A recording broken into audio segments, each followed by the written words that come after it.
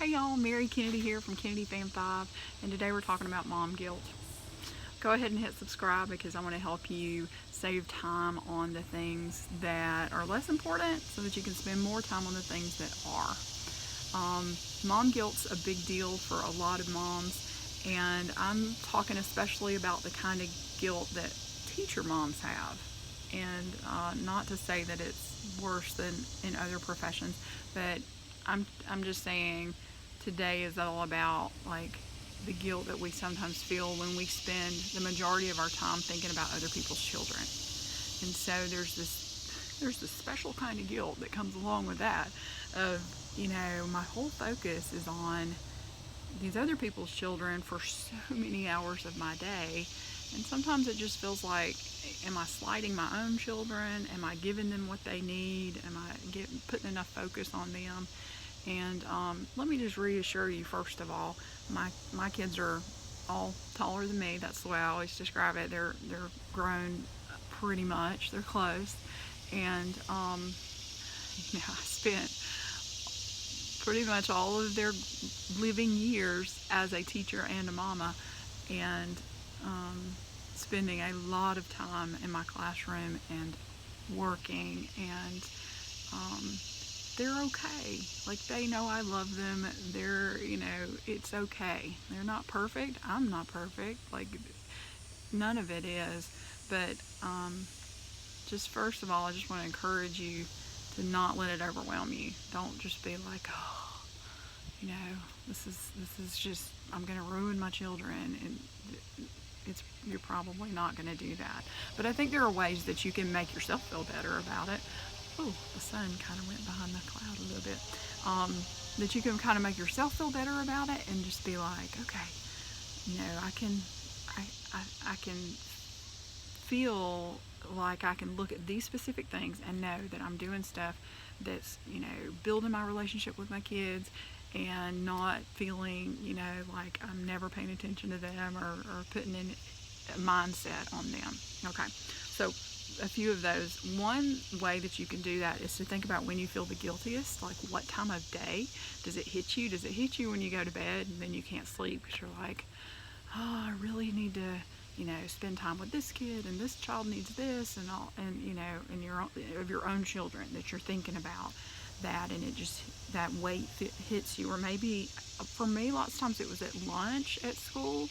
Like, that was the first time in the day that I'd really just kind of stopped and breathed, like, oh, and just like, and I'd be like, oh shoot, I forgot about this, and Haley needed that, and Reese needed this, and Garrett needed this, and that's when it would hit me a lot of times. So if it tends to hit you at a certain time, stop now. You're taking the time to watch this video, so stop and think, okay, what is something I could do so that when that thought comes through my brain at bedtime or at lunchtime or whenever, that I would have already done something that day that would just be like, oh, no, I've got this. I've already spent time with her or him or whatever, And so if it hits you at night, you're just like, oh man, we didn't read a book together. I know that my daughter really loves it when I read to her, and she fell asleep on the couch, and it just didn't happen, that kind of thing. Then, like, go now and go grab a book that you're going to read tomorrow and go put it, like, on the kitchen table, like somewhere that you'll see it earlier in the day, and, like, or put it where her toothbrush is, so when if she brushes her teeth at night, or where your toothbrush is, that you'll be like, oh yeah, let's go read our book now. I don't know, I think that's a great tip for remembering to do things, is to put things where you're going to see them out of their place, but in a place where you're going to be anyway. So, do something, put something into place that you can make it so that you'll do that thing, so that the next time that guilty thought comes into your mind, you can just answer it and just be like, nope, we read tonight, we're good, like, we did that, I feel good about it, moving on. I wish it was that simple, but little practical things like that really can make a difference. Small things can make a big difference. I think, and I don't want to sound so all like new agey or anything, but my second thing is that the Love Languages book by Gary Chapman, I think, is an awesome resource for parents and families and people. It is really, really neat to see, like, um, how a person's love language can can help you have insight about how to help them feel the most loved. And so I think this is just good for any kind of relationship with friends and family and that kind of thing. But you know, if you have a child whose quality time is their thing, like if they just feel the most loved when you sit down with them one on one and spend time together, and it's just the two of you, and you know, you're not also hanging out with the other kid, or you know, you're not hanging out, but you're actually on your phone. I'm so guilty of that. Or you're actually writing lesson plans or whatever, you know. Then like stop and just go, you know what? I'm gonna plan something for next week or for the next several weeks that we can just do every Thursday at 5 o'clock in the afternoon. Like, I know that I don't normally have meetings on Thursday afternoons or whatever, you know, whatever fits your schedule, and just be like, we're gonna go for a bike ride, just the two of us. We're gonna do that, and you know, then when that guilt thought comes into your brain, you can be like, you know what? I have this standing date with my little girl or little boy that, you know, that she or he knows that we're going to spend that time together and we're going to have a great time, and they know that I think it's important that I spend time with them, and that's just the way that they're just going to feel a lot of love. And and I think it's also good if they hear you, um, not in a staged way, but like, if you know, if they hear you turn down, like your friends say, oh, let's go get coffee or whatever, and you're like, oh, I wish I could, but I have plans already with Haley, and we're gonna go for a bike ride, so you know, we'll have to do that another time. And like, that child hears that you chose them first, and that's a good thing. Like, that's a good thing for kids, for anybody. It's nice to hear that. So anyway, the other new agey thing that's not really, but it just, you know, it's kind of out there, is Enneagrams. I don't know a lot about them, but it's like a personality, not really a test, but a personality idea. And so my girls and I have all read through the descriptions, and we're like, oh, I think I'm a this or that, you know. And those are uncanny. It's crazy how funny it is to be like, oh my gosh, that so describes you or me or whatever. And so I think it can just be really telling for you to be like, wow, you know, this is saying that threes really feel loved when these things happen, or these are needs that threes have. Not that it's like, oh, if I do those things, it's like a formula and this child will feel completely fulfilled. Not like that at all. It's just one more way that you can just kind of be mindful of like what that child might need or whatever. And I don't think that's useful if they don't feel it, like, you know. But my girls are like, oh, I definitely identify with number blah blah blah, you know, whatever.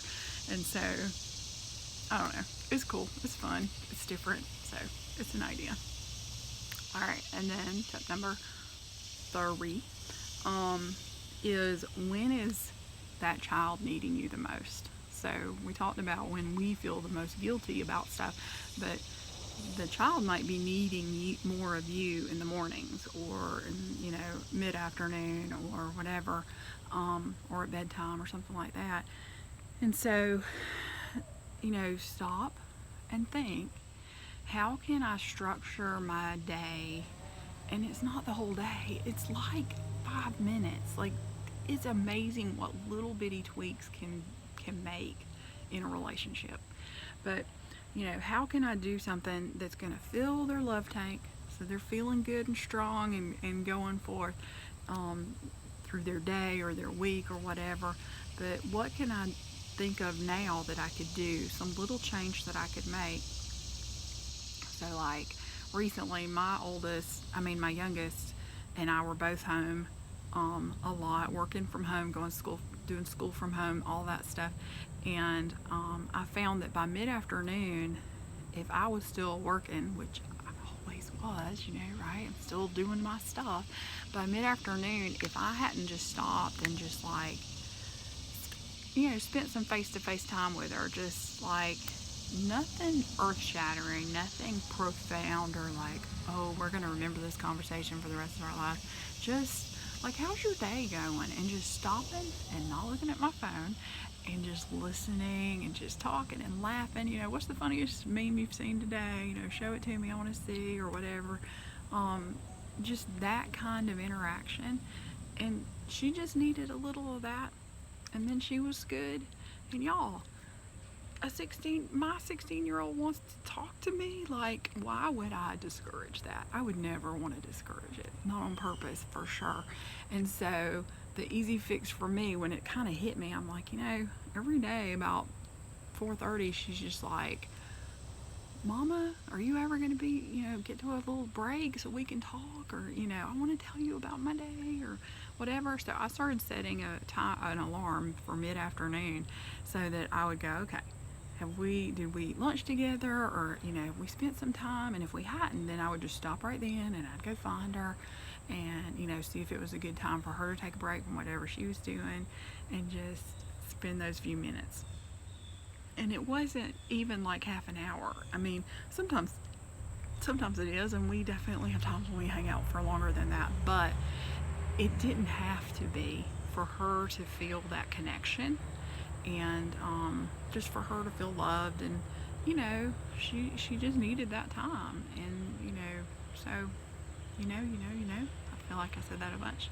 So that's something that I did. So stop and think, what could I do to, what is something that I could change about my morning routine? And I feel like such a hypocrite to even say that, because oh my gosh, mornings have always been really hard because I'm not a morning person and I didn't raise 3 morning children. You know what I'm saying? So that's really tough. But if that's when you realize that the kids are just like clingy, or because they're not just going to say, I need you right now, I need to interact with you. Like, they're not gonna, I don't know, maybe your kids will say that, but when mine were growing up, it was more of, this is when they act up kind of thing. So and think, okay, well, what's something I could do differently? You can think of that. So I hope this encouraged you. I really do. Take a moment. You had time to watch this video, so take a moment, breathe. It's gonna be okay. And think, what's one little tweak that I could make in the next week? What's something that I could change, so that when that mom guilt thought comes in, you can answer it right back with the truth. All right, bye.